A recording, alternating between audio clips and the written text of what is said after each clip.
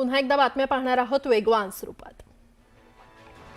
Doctor Babasaheb Ambedkar Marathwada विद्यापीठाशी संलग्न असलेल्या 233 महाविद्यालयांची 2025 प्रथम वर्षाच्या अभ्यासक्रमांमध्ये प्रवेश क्षमता स्थगित करण्यात आलेली आहे आणि त्यामुळे या महाविद्यालयांमध्ये नव्या शैक्षणिक वर्षात विद्यार्थ्यांना प्रवेश घेता येणार नाहीये।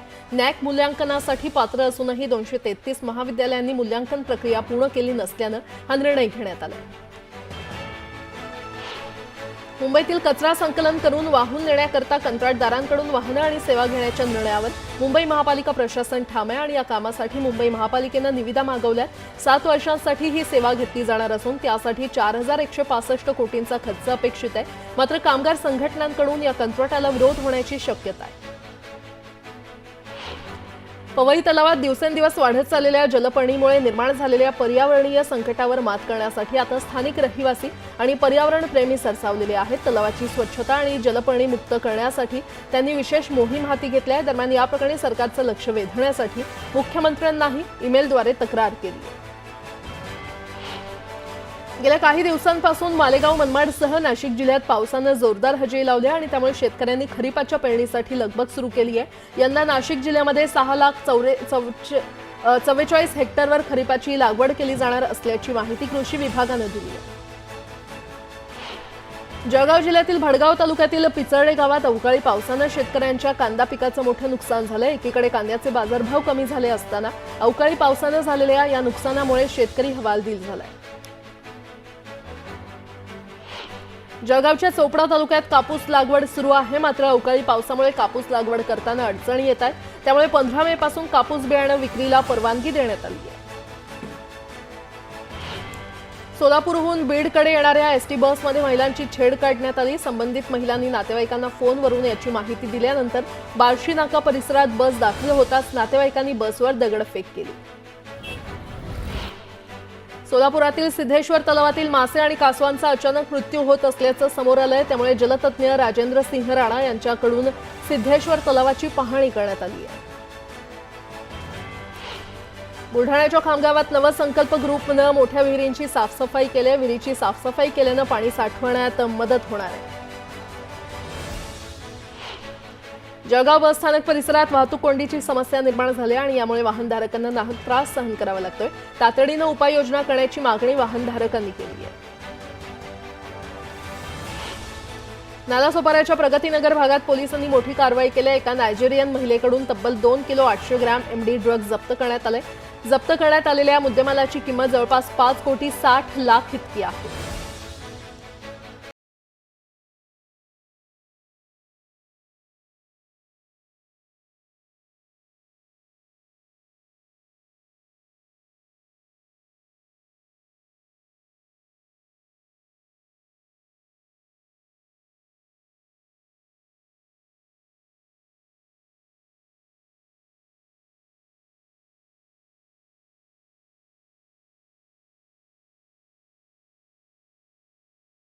डायरेक्टर आशिष उबाळे यांनी नागपुरातील रामकृष्ण मठात गळफास घेऊन आत्महत्या केली। कर्जाला कंटाळून आत्महत्या केल्याचं सुसाईड नोटमधून स्पष्ट झालंय। गोंदियाजवळील खमारी येथे तलावात जनावर धुवायला गेलेला एक मुलगा पाण्यात बुडाल्याची घटना घडली आहे। घटनास्थळावरून काही अंतरावर त्याचा मृतदेह आढळला। चुलत पुतण्यांनीच चोरटे आल्याचा बनाव करत विहिरीकडे नेऊन जमिनीच्या वादातून 65 वर्षीय चुलत्याचा कोयत्याने खून केला। त्यानंतर मृतदेह विहिरीत फेकल्याची घटना घडली आणि या घटनेतील 2 आरोपींना पोलिसांनी 8 दिवसानंतर मोठ्या शिताफीने जेरबंद केलंय। नांदगाव चाळीसगाव मार्गावर सिमेंटच्या गोण्या घेऊन भरधाव वेगाने जाणाऱ्या छोटा हत्ती या वाहनाने एर्टिगा कारला जोरदार धडक दिली। या भीषण अपघातात 3 मित्रांचा जागीच मृत्यू झाला असून इतर 6 जण गंभीर जखमी झाले।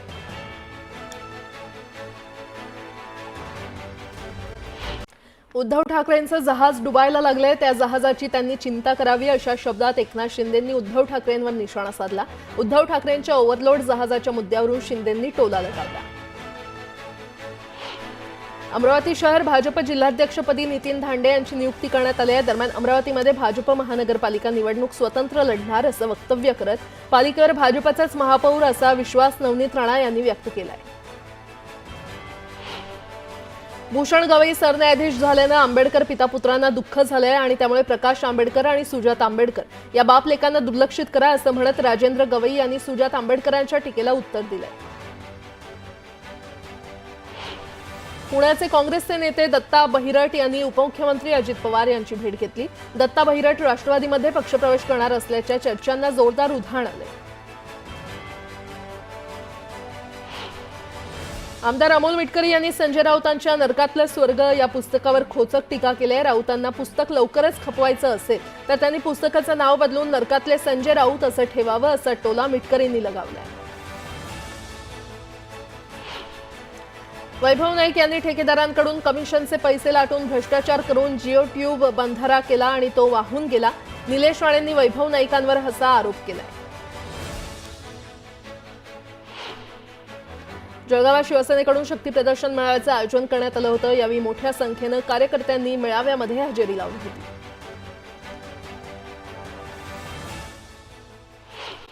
आणि बातमीपत्रामध्ये पाहणार आहोत सकाळच्या महत्त्वाच्या 100 बातम्या अतिशय वेगवान स्वरूपात. सुरुवात करूयात. भारतानं आता बांगलादेशला देखील बिझनेस स्ट्राईकच्या माध्यमातून मोठा दणका दिलाय आणि भारतातील बंदरातून परदेशात जाणाऱ्या बांगलादेशी वस्तूंवर निर्बंध टाकण्यात आलेत. आजवर बांगलादेश परदेशात वस्तू आणि गारमेंट पाठवण्यासाठी भारतीय बंदरांचा वापर करत होता.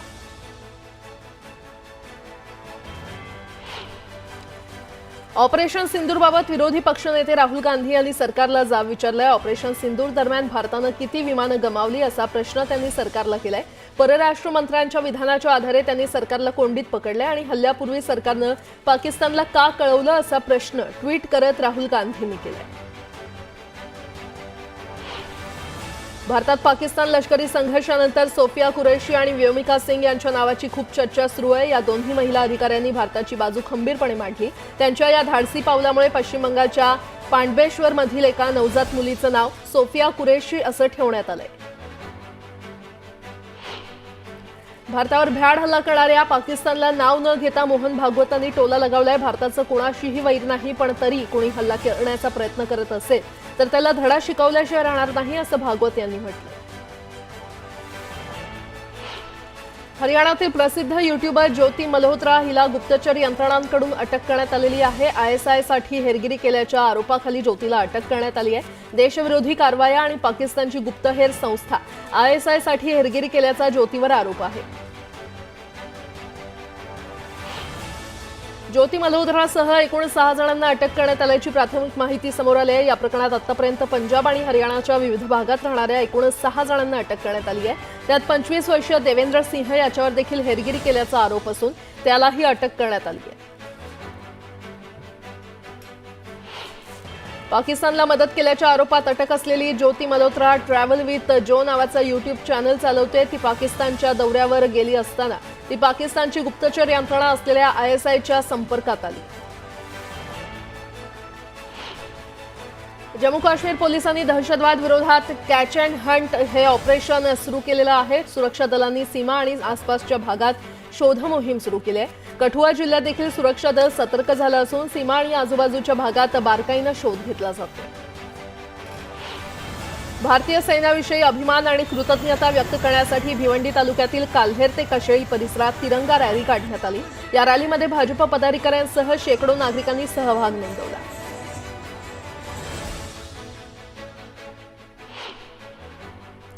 एक सविस्तर बातमी पाहूयात. प्रसिद्ध लेखक आणि गीतकार जावेद अख्तर यांनी पाकिस्तानवर जोरदार घणाघात केलाय. काही लोक म्हणतात तू पाकिस्तानात जा, माझ्याकडे पाकिस्तान किंवा नरकात जायची चॉईस असेल तर मी नरकातच जायचं पसंत करेन असा सणसणीत टोला ज्येष्ठ लेखक दिग्दर्शक जावेद अख्तर यांनी लगावलाय. खासदार संजय राऊत यांच्या नरकातला स्वर्ग या पुस्तकाचं प्रकाशन सोहळ्यामध्ये जावेद अख्तर बोलत होते. मुझे इधर से भी जो एक्सट्रीमिस्ट गाली देता है और उधर का एक्सट्रीमिस्ट भी गाली देता है, यही सही है. अगर इनमें से एक ने गाली देना बंद कर दी तो मुझे परेशानी हो जाएगी कि मैं क्या गड़बड़ कर रहा हूँ. तो ये कहते हैं कि तू तो काफिर है और जहन्नुम में जाएगा. वो कहते हैं जिहादी पाकिस्तान चला जा. अब अगर मेरे पास सिर्फ चॉइस पाकिस्तान और जहन्नुम यानी नर्क की है तो मैं नरखी जाना पसंद करूँगा।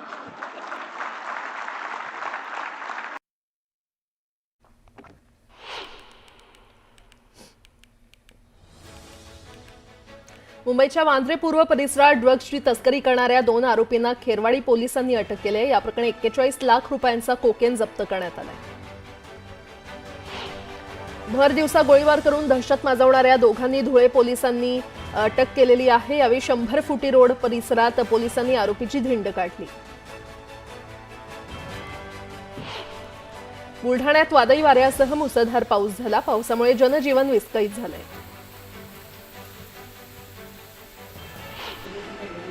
हिंगोलीच्या सेनगाव परिसरात सोसाट्याच्या वाऱ्यासह अवकाळी पावसानं हजेरी लावली। तालुक्यातील पारडी, जाम, बोरखेडी या गावांच्या शिवारात वीज पडल्याच्या घटना घडल्यात आणि यामध्ये 1 पुरुष आणि 4 महिला जखमी झाल्या आहेत। जखमींवर सध्या उपचार सुरू आहेत।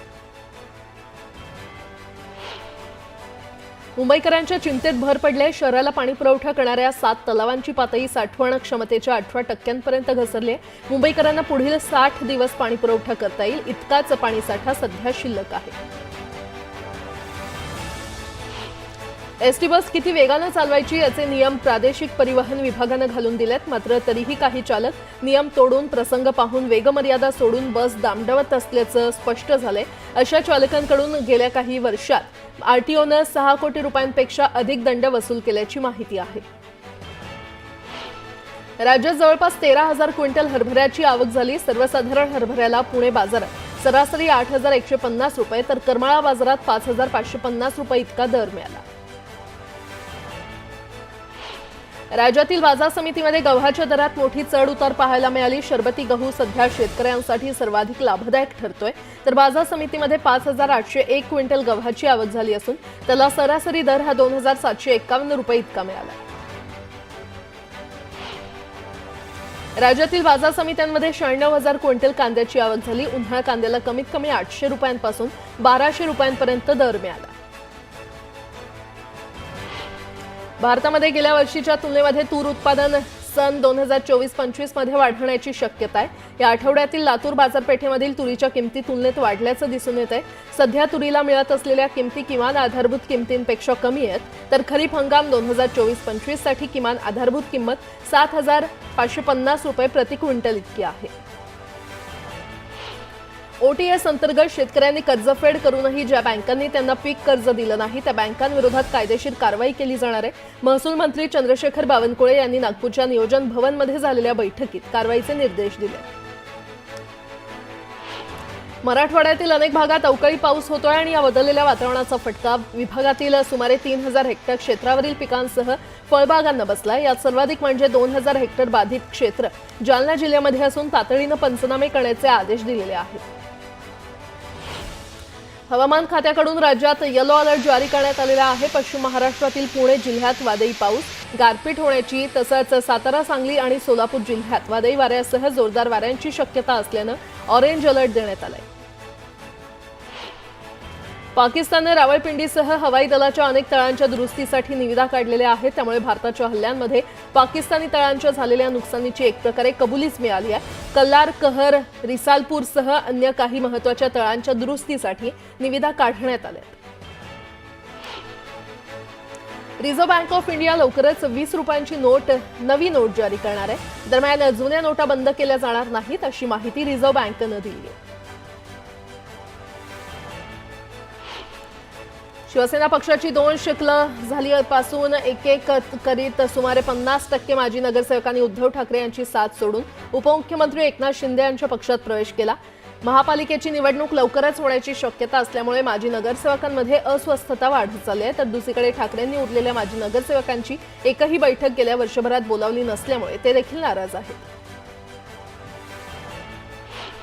गुंड गजामाने याला येरवडा कारागृहातून सांगली कारागृहात नेत असताना पोलीस व्हॅनच्या मागावर असलेल्या मानेच्या साथीदारांच्या 4 महागड्या कार पोलिसांनी जप्त केल्यात। सांगलीला नेताना सातारा परिसरातील ढाब्यावर झालेल्या मटण पार्टी प्रकरणात मानेच्या सांगलीतील साथीदाराला पोलिसांनी नुकतीच अटक केली आहे। राज्यातील जवळपास 28 लाखांहून अधिक नागरिक उच्च रक्तदाबाने ग्रस्त आहेत। जीवनशैलीतील बदलांमुळे तरुणांमध्ये देखील उच्च रक्तदाबाची समस्या सामान्य झाली आहे। तपासणी चाचणीमध्ये 2 वर्षात 28,97,940 लोक उच्च रक्तदाबानं ग्रस्त आढळलेत. त्यांच्यावर आरोग्य विभागाच्या नोंदीनुसार उपचार सुरू आहेत. भायखळ्यातील राणीच्या बागेत येणाऱ्या पर्यटकांची संख्या काहीशी रोडावली असल्याचं आकडेवारीवरून पुढे आलंय. गेल्या 3 वर्षात नवीन प्राणी आणण्यात अपयश आल्यामुळे ही संख्या रोडावत असल्याची शक्यता वर्तवली जाते. सिंह, झेब्रा आणण्याचे प्रयत्न कमी पडल्यामुळे आणि विदेशी प्राणी आणण्याकरता नियमावली आड येत असल्यामुळे नवीन प्राणी येऊ शकलेले नाहीत. विधानसभा आणि लोकसभा निवडणुका वेगवेगळ्या होतात आणि या निवडणुकांमध्ये आर्थिक व्यवहार ठप्प होतात आणि देशाच्या 1.6% जीडीपीला त्याचा फटका बसतो. देशातील सर्व निवडणुका एकाच वेळी झाल्या तर जीडीपी 4.5 लाख कोटी रुपयांनी वाढेल असा दावा एक देश एक निवडणूक संदर्भात नेमलेल्या संसदेच्या संयुक्त समितीच्या अध्यक्षांनी शनिवारी केला.